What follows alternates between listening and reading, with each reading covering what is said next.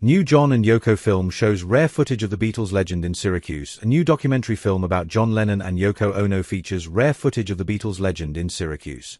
1:1, John and Yoko premiered earlier this month on HBO, focusing on the couple's life in the early 1970s.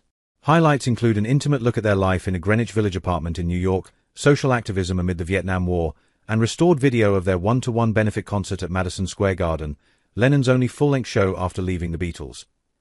But some of the never-before-seen material also includes scenes of Lennon and Ono at the Everson Museum of Art in Syracuse, NY. The unfinished exhibition, Ono's first solo museum show, opened on October 8, 1971. It will be unfinished always because every piece in this exhibition is also growing because people add things to it, Ono says. The doc shows the large crowd of more than 6,000 that gathered at the Everson for a glimpse of Lennon and Ono. At one point, the couple is seen having a private meal at a table in the lobby of the museum while fans look on from the balcony. Fans can also see some of Ono's exhibit, including a partially eaten apple starting to rot, a boy hammering a piece of metal, empty picture frames, and a girl who bumps into a wall inside a glass maze. Famed beat poet Allen Ginsberg even reads a poem, "Only US honkies smear feces twixt their buttocks with clean paper," as a sculpture by Ginsberg and Ono. 1:1, John and Yoko, directed by Oscar winner Kevin MacDonald, premiered November 14 on HBO and is currently streaming on HBO Maximum. The scenes from Syracuse's Everson Museum are shown between the 1750 and 2012 marks.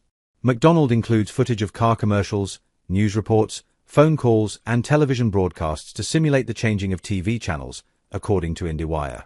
It simulates the way Lennon and Ono learned about America at the time by extensively watching TV, as well as adds context to songs performed by Lennon, Ono, and the Elephants Memory Band during the 1:1 concert. It's been very interesting. People in their teens and early 20s who've watched the film totally get it in a way, because it is the sort of TikTok wave of experience of the world.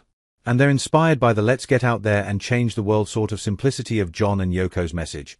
But also, they don't care if they don't know who everyone is. They're picking it up as they go, and I think that's a fun kind of experience, MacDonald told IndieWire. Executive producers include Brad Pitt and the couple's son, Sean Ono Lennon, who newly remixed the music for the documentary. Sean Lennon said he thinks the concert footage will also show audiences his mother's singing talent in a way that she's not given credit for. "I don't blame people for not appreciating a certain style of my mother's more experimental vocalizations," he told NPR. "But what I think is unfortunate about it is that kind of avant-garde, howling, as it were, really overshadows the fact that she does have very beautiful conventional songs as well. And almost no one has heard those because they don't get the attention. But she sings and writes beautifully, I think, and she has many facets to her, musical vocabulary." Ono, who now lives on an upstate New York farm she bought with Lennon, married the Beatles singer in 1969 and had one child together, Sean. Her 1971 art exhibit in Syracuse drew thousands of visitors, including celebrities like Bob Dylan, Andy Warhol, and actor Dennis Hopper. Lennon, who was killed by Mark David Chapman in 1980, is widely regarded as one of the greatest songwriters in music history. As a solo artist, his hits included Imagine, Woman, Beautiful Boy, Darling Boy, Jealous Guy, and Happy Christmas, War Is Over.